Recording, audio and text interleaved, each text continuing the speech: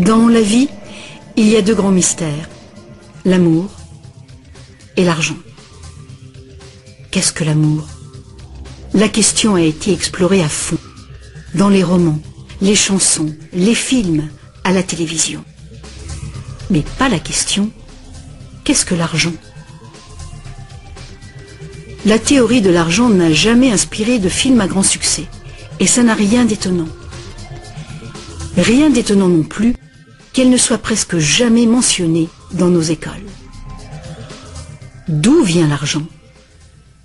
La question évoque généralement l'image de la fabrication des billets ou des pièces. En effet, on croit souvent que c'est le gouvernement qui crée l'argent.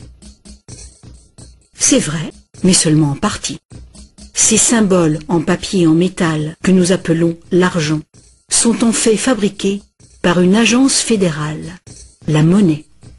Mais la plus grosse quantité d'argent en circulation n'est pas fabriquée par la monnaie. Tous les jours, des montants colossaux d'argent sont créés par des entreprises privées, par les banques. On croit souvent que les banques prêtent l'argent que les déposants leur ont confié. Mais pas du tout. En fait, les banques créent l'argent qu'elles prêtent, pas à partir de leurs bénéfices, ni à partir de l'argent déposé, mais directement à partir des promesses de remboursement faites par les emprunteurs. La signature d'un emprunteur l'engage à payer le montant de son emprunt plus des intérêts. Sinon, il perd la maison, la voiture ou tout autre bien qu'il a acheté. C'est une très lourde obligation pour l'emprunteur. En contrepartie, que fait la banque? Elle crée le prêt par un tour de passe-passe. Elle l'inscrit au compte de l'emprunteur. Ça vous semble un peu exagéré? Impossible, direz-vous? Voyons un peu comment ce miracle bancaire se produit.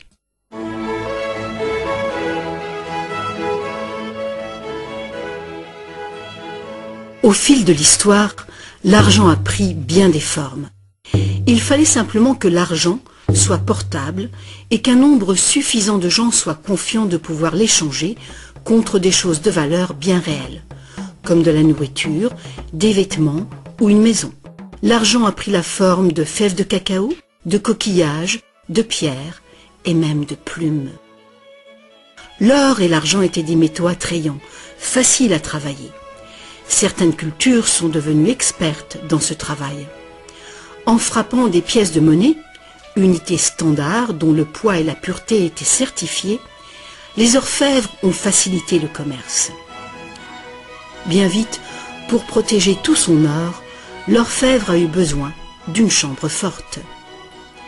Les villageois sont venus frapper à sa porte.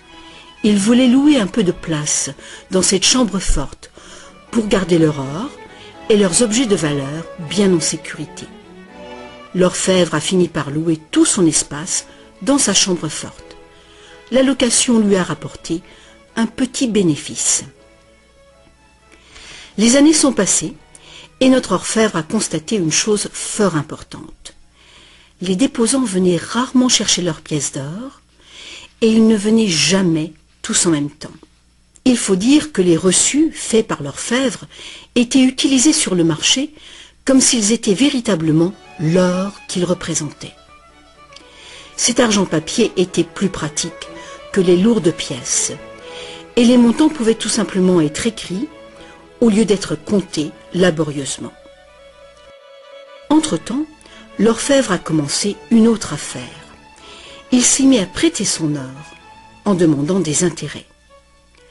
Comme les reçus devenaient de plus en plus acceptés à titre de paiement, les emprunteurs ont demandé leur emprunt sous cette forme. Et comme l'industrie prenait de l'expansion, de plus en plus de gens ont demandé des prêts à l'orfèvre. Alors, l'orfèvre a eu une idée plus géniale encore. Il savait que ces déposants venaient rarement chercher leurs pièces d'or. Il a donc pensé qu'il pouvait faire des prêts couverts par l'or de ces déposants. Aussi longtemps que les emprunts seraient remboursés, les déposants n'en sauraient rien. Et l'orfèvre, maintenant plus banquier qu'artisan, feraient de gros bénéfices.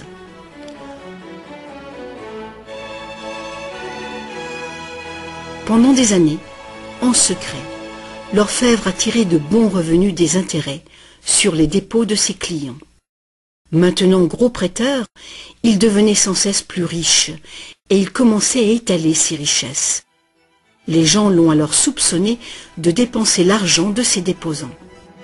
Ensemble, ils l'ont menacé de retirer tout leur or si l'orfèvre ne s'expliquait pas sur sa richesse si soudaine.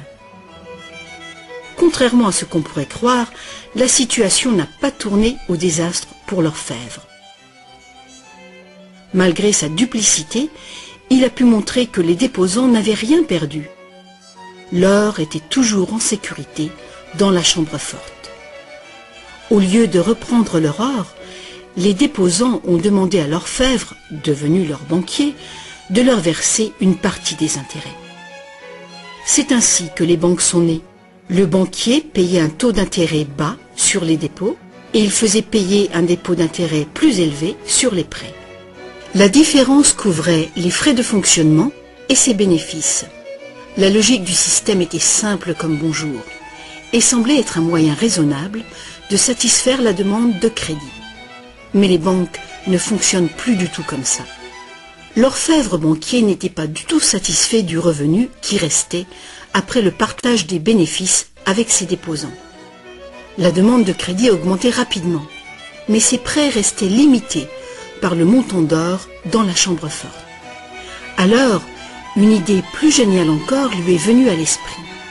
Puisqu'il était le seul à savoir combien d'or il y avait dans la chambre forte, il pourrait prêter des chèques garantis par de l'or qui n'existait même pas. Aussi longtemps que les déposants ne viendraient pas tous en même temps réclamer leur or, personne ne le saurait.